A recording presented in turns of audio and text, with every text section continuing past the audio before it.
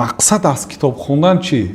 Мақсад аз китобхона фақат хонда тамом карда ман 2 та китоб хонам, 3 та китоб хонам гуфта нависане, фаҳмидан ба фаҳм бошад. ва ин ки китобе вақте ки мехонед ба ҳаёти одам, ба услубу ахлоқи одоби одам таъсир мекунад. хеле хуб. домло ба мо ки дар наздикӣ ба моҳи сентябр истодаем ва соли таҳсил оғоз мешавад, ба толибилмон, ба донишҷӯён, ба мактаббачаҳо шумо чӣ тавсия мекунед дар мавриди китоб?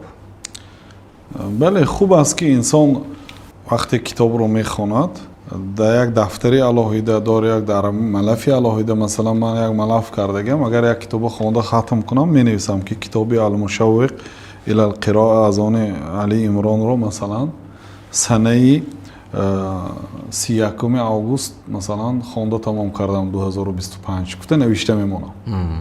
ва ин хуб аст. ва агар рафту дуюм маротиба хатм кунад ҳамун рақами яка дувум мубаддал мекунад ки 2 бор хатм кардам гуфта.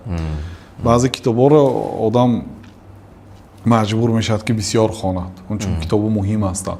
аввал бояд китоби муҳим хонад, сипас бояд